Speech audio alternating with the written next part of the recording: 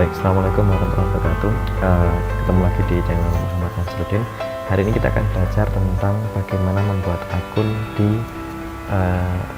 jurnal ya. Jadi kalau kita mau submit artikel di sebuah jurnal, maka kita harus memiliki akun terlebih dahulu.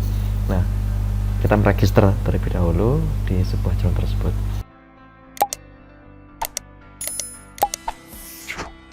Nah, cara yang pertama adalah yang pertama kita harus masuk ke alamat situsnya. Ini saya masuk di situs At-Tawasud Jurnal Pemikiran Hukum Islam di IPN Tegal. Nah, kemudian cara yang pertama lakukan adalah setelah masuk, kemudian cek terlebih dahulu ini OJS versi berapa.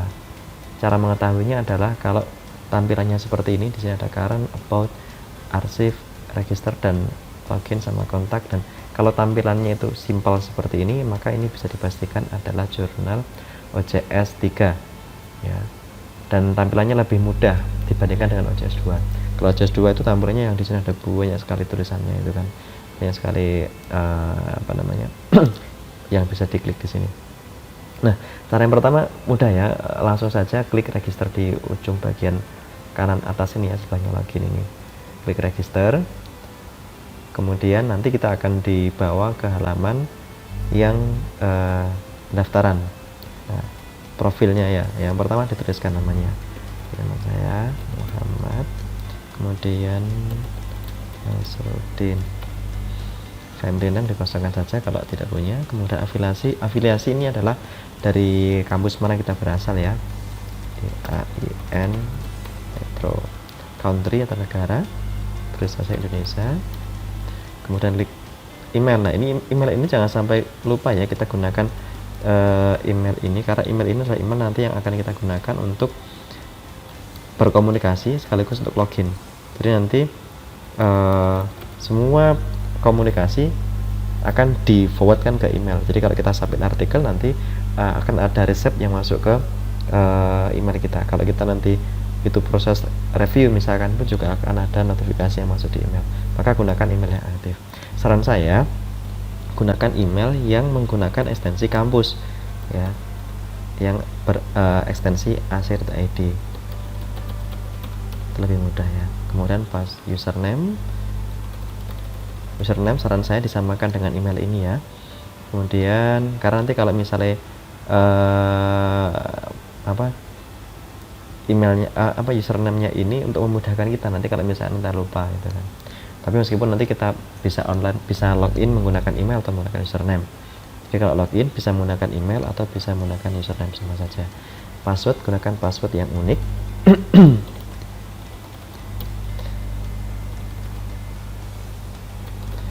Saran saya gunakan, tambahkan karakter ya, repeat password, terus lagi.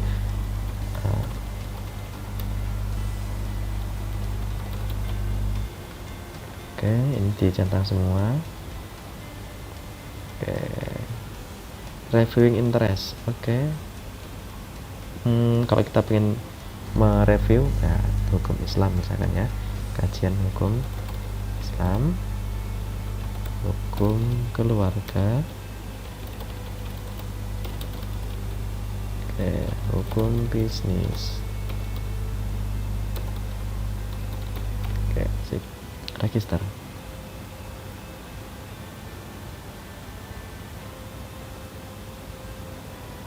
Oke, ini the password do not match. Oke, tadi ada masalah bahwa passwordnya tidak sama. Kita coba lagi ya.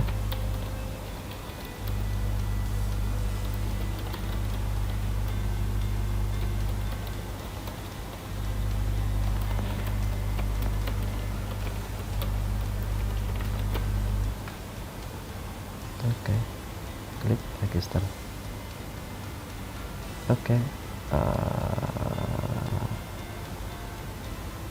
nah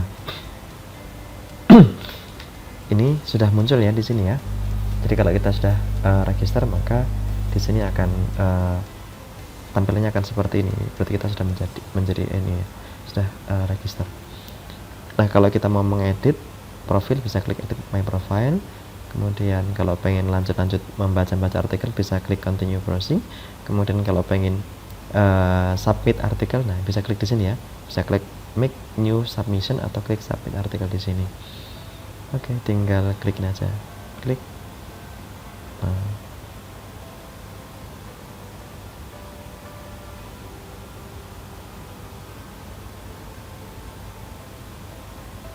Oke, nah ini nanti akan tampil apa namanya submissionnya seperti apa. Kemudian kalau kita ingin mengubah profil, bisa klik di sini ya, view profil. Ya.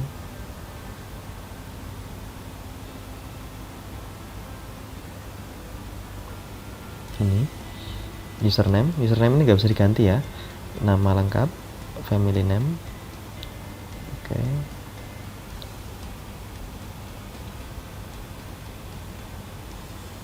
Oh, saran saya family name, nama kalau kita namanya dari dua nama ya, itu saran saya nama yang selanjutnya taruh di belakang sini. Nah, kalau ada muncul dua tampilan seperti ini diisi dua-duanya.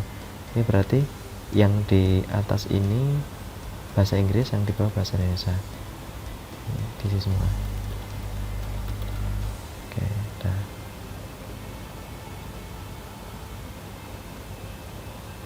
Save. Kemudian kontak.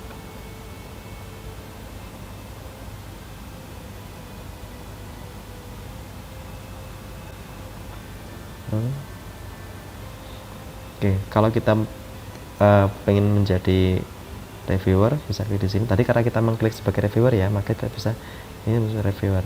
Nah, kalau kita mau submit artikel, klik di sini sebagai klik sebagai author. Atau sebagai editor, ini saran saya diisi semua aja, enggak apa-apa. Oke. Nah, oke. Nah, yang menarik begini, kalau di OJS 3 ini sistemnya adalah semua jurnal ya, semua jurnal itu jadi satu. Jadi misalnya satu lembaga itu bisa tersentral jurnalnya di satu. Nah, misalkan ini di IBN Tegal ini ada jurnal Al-Tahzan, ada At-Ta'wil, ada Iqtisadiyah. Nah, kalau misalkan kita juga pengen submit di beberapa artikel, nah misalkan ya, ini kan tadi ini At-Tawasud jurnal pemikiran hukum Islam. Nah, selain itu saya juga punya interest dalam bidang ekonomi dan perbankan syariah misalnya, karena itu beririsan, yang sudah nanti di bagian rules ini kita bisa tambahkan di Iqtisadiyah sebagai reader, sebagai author sama reviewer. Jadi nanti kalau misalkan kita mau submit di Iqtisadiyah, kita nggak perlu register lagi karena sudah terdaftar lewat satu akun. Jadi kalau kita mendaftar itu dalam satu lembaga, jadi sekali kita daftar, akun yang kita gunakan itu bisa kita gunakan untuk submit di beberapa jurnal yang berbeda. Tapi dengan catatan kita menambahkan rules di masing-masing jurnal ini. Tapi kalau sudah, klik save. Oke. Public password. Oke. Ini kalau kita pengen menampilkan profil kita ya, homepage URL. Nah, ini bisa kita isi dengan situs kita, misalkan blog kita ya, boleh, atau diisi dengan akun ini Google Scholar kita. Oh, nggak mau. Oke, sudah. Password. Oke. Kalau kita mau mengubah password ada di sini ya. Kemudian notification. Nah, di notification ini kita bisa mengatur kita pengen mendapatkan notifikasi lewat email itu apa saja ya.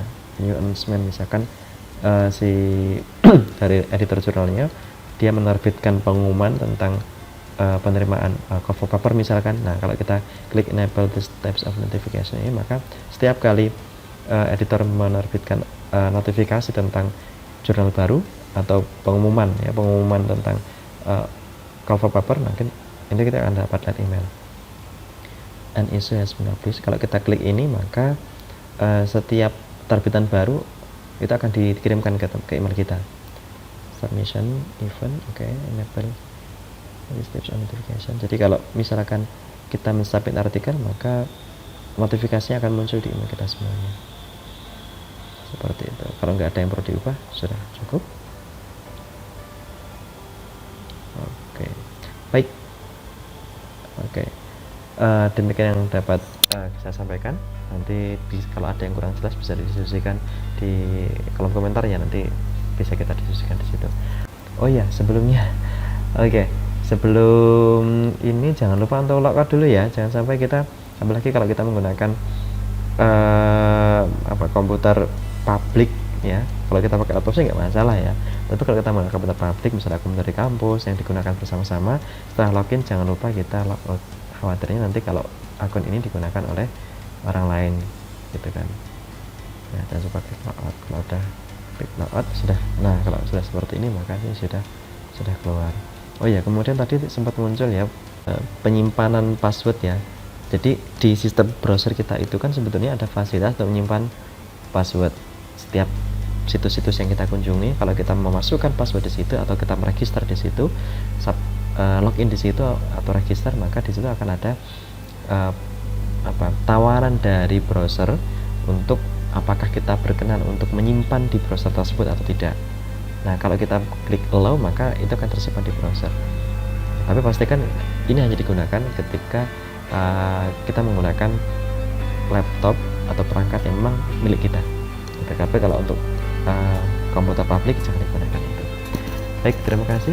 Demikian yang dapat saya sampaikan. Nanti kita bisa diskusi di kolom komentar ya. Jangan lupa klik subscribe dan nyalakan loncengnya. Akhirnya, Assalamualaikum warahmatullahi wabarakatuh.